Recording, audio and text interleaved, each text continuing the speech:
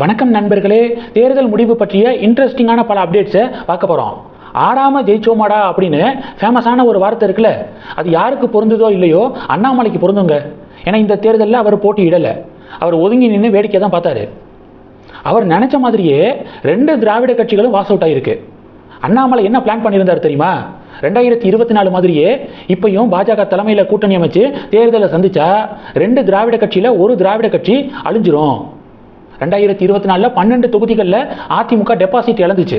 அது அப்படியே அந்த ட்ரெண்ட் கண்டினியூ ஆயிருந்துச்சுன்னா இந்த தேர்தலில் அதிமுக வாஸ் அவுட் ஆயிருக்கும்.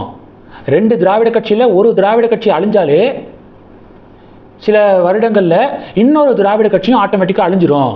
ஒரு திராவிட கட்சிக்கு இன்னொரு திராவிட கட்சி தான் துணையாக இருந்துச்சு. திமுகவுக்கு அதிமுக துணை, அதிமுகவுக்கு திமுக துணை. இந்த பாண்டிங்கை உடைச்சாலே ஒன்று அவுட் ஆயிரும், இன்னொன்று காலப்போக்கில் அவுட் ஆயிரும் அப்படின்னு அண்ணாமலை நம்பினார். அப்படி தான் தேர்தலை பாதையை கொண்டு போனார். ஆனால் திடீர்னு பார்த்தீங்கன்னா பாஜக மேலிடம் அதிமுகவுடைய மறுபடியும் கூட்டணி வச்சுட்டாங்க. அதனால அண்ணாமலை அதிருப்தி அடைந்து கொஞ்சம் ஒதுங்கி நின்னார். இப்போ டிவிக்கு என்ன பண்ணிட்டாங்க பாருங்க, 2 திராவிட கட்சியும் வாஸ் அவுட் பண்ணிட்டாங்க. திமுகவும் வாஸ் அவுட்டு, அதிமுகவும் வாஸ் அவுட்டு. தனிப்பெரும் கட்சியாக டிவிக்கே உருவெடுத்திருக்காங்க. அதான் நேற்று அண்ணாமலை பதிவிடும்போது ஜெனரேஷனல் ஷிஃப்ட் இன் பாலிடிக்ஸ் அப்படிங்கிற வார்த்தையை பயன்படுத்தியிருந்தார்.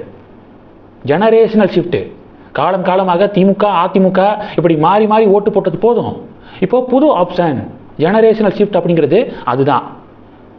இப்போ இந்த உலகம் அழிஞ்சதுக்கப்புறம் புதுசாக உலகம் தோன்றுது அப்படிங்கிற மாதிரியான ஒரு சூழல் இருக்குல்ல, அது மாதிரியான நிலைமை தான் தமிழக பாலிடிக்ஸில். புதுசாக டிவிக்கே ஆட்சியில் அமர்றாங்க. டிவிக்கே எதிர்த்து யார் சுறுசுறுப்பாக அரசியல் பண்ணுறாங்களோ அவங்க அடுத்த கட்டத்துக்கு போவாங்க. டெஃபினட்டாக அதை அண்ணாமலை சரியான கிரிப்பை பிடிச்சிக்குவாரு அப்படின்னு நான் நம்புகிறேன். டிவிக்கேவா, பிஜேபியா, விஜயா, அண்ணாமலையா, இப்படி தான் கிளாஸ் இருக்கும் அப்படின்னு எனக்கு தோணுது. உங்களுக்கு என்ன தோணுது மறக்காமல் கமெண்ட் பண்ணுங்க. இது ஒன்று. ரெண்டாவது என்ன பார்க்க போகிறோம், இதனால தான் சொன்னேன் ஆடாமலே ஜெயிச்சிட்டாரு அண்ணாமலை அப்படின்னு, இதனால தான் சொன்னேன். ரெண்டாவது என்ன பார்க்க போகிறோம் அப்படின்னா, பதவியேற்பு விழா எப்போ? வெஸ்ட் பெங்காலில் முதன்முறையாக பாஜக ஆட்சியை பிடிச்சிருக்காங்களே, மே 9ஆம் தேதி புதிய அரசு பதவியேற்பு விழா அப்படின்னு அதிகாரப்பூர்வமான தகவல் கிடைச்சிருக்கு. இன்னும் தமிழகத்தில் எப்போ அப்படிங்கிறது இன்னும் அப்டேட் ஆகலை. கூடிய விரைவாக அந்த அப்டேட்டும் கிடைச்சிரும், நான் ஷேர் பண்ணுறேன். மூணாவது, முதல்வர் பதவியிலிருந்து ஸ்டாலின் ராஜினாமா பண்ணியிருக்காரு. அந்த ராஜினாமா கடிதத்தை கவர்னர் மாளிகைக்கு கொடுத்து விட்டுருக்காரு அப்படிங்கிற அப்டேட்டை பார்க்குறோம். கொளத்தூர் தொகுதியில் தோல்வி அடைஞ்சிட்டாரு. திமுக கூட்டணியும் படுதோல்வியை சந்திச்சிருக்காங்க. இதனையொட்டி முதல்வர் பதவியை ராஜினாமா பண்ணி அந்த கடிதத்தை கவர்னர் மாளிகைக்கு அனுப்பி வச்சிருக்காரு. கவர்னரும் முதலமைச்சருடைய அந்த ராஜினாமாவை அக்செப்ட் பண்ணிக்கிட்டாரு.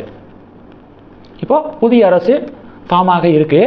பணியூரில் டிவிகே சார்பில் போட்டியிட்டு வெற்றி பெற்றவர்கள்லாம் ஒன்று கூடி ஆலோசனை கூட்டம் நடந்திருக்கு. இந்த ஆலோசனை கூட்டத்தில் டிவிகே உடைய சட்டமன்ற உறுப்பினர்கள் குழுவுடைய தலைவராக விஜயை ஒருமனதாக தேர்ந்தெடுத்திருக்காங்க. அந்த லெட்டரை கவர்னர்கிட்ட சப்மிட் பண்ணி விஜய் சப்மிட் பண்ணி ஆட்சி அமைக்க உரிமை கோருவார். அடுத்தடுத்து இந்த விஷயமெல்லாம் நடக்கும். கவர்னரும் அதை அக்செப்ட் பண்ணி பதவி பிரமாணத்துக்கு ரெடி பண்ணுவார். வேண்டிய வேலைகள்லாம் தயாராகும். இந்த பதவியேற்பு விழா எப்போங்கிறது மட்டும் தெரியலை, சஸ்பென்ஸ் நீடிச்சுக்கிருக்கு. வெஸ்ட் பெங்காலில் மே 9ஆம் தேதி பதவியேற்பு விழா. அடுத்து என்ன பார்க்க போறோம்னா, கொளத்தூர் தொகுதியில் ஸ்டாலின் தோல்வி அடைந்தது திமுகவினர்கள், ஒட்டுமொத்த திமுகவினர்களையும் கொதிப்படைய வச்சிருக்கு. இப்போ கொஞ்ச நேரத்துக்கு முன்னாடி எக்மோருடைய முன்னாள் எம்எல்ஏ பரந்தாமன் இருக்கார்ல, அவர் என்ன பதிவு போட்டிருக்காருன்னா, ஸ்டாலின் தொகுதியை கவனிக்க தவறியவர் மீது தயவு தாட்சண்யம் இன்றி நடவடிக்கை எடுக்க வேண்டும். திமுகவுடைய முன்னாள் எம்எல்ஏ அவர் பதிவிட்டிருக்காரு. தமிழகம் முழுவதும் பிரச்சாரம் மேற்கொண்ட ஸ்டாலின் தொகுதியை கவனிக்க தவறிவிட்டனர். ஸ்டாலின் தமிழ்நாடு முழுவதும் கேம்பெயின் போனார். அப்போது திமுகவுடைய நிர்வாகிகள் ஸ்டாலினுடைய தொகுதியை கவனிச்சிருக்கணும். அதை கவனிக்க தவறிட்டாங்க. நான் பார்த்துக்கொள்கிறேன் என்று சொன்னது இதைத்தானா அப்படின்னு மறைமுகமாக சேகர் பாபுவை விமர்சனம் பண்ணியிருக்காரு திமுகவுடைய முன்னாள் எம்எல்ஏ பரந்தாமன். இந்த டிபேட்டு இப்போ திமுகக்குள்ள புயலை கிளப்பியிருக்கு. இந்த செய்திகள் எல்லாத்தையும் பற்றி உங்களுடைய பார்வைகளை மறக்காமல் கமெண்ட் பண்ணுங்கள். தொடர்ந்து கனெக்டில் இருங்க. அடுத்தடுத்து நிறையா பதிவுகளை பார்க்க போகிறோம். நன்றி. ஜெய் ஹிந்த்.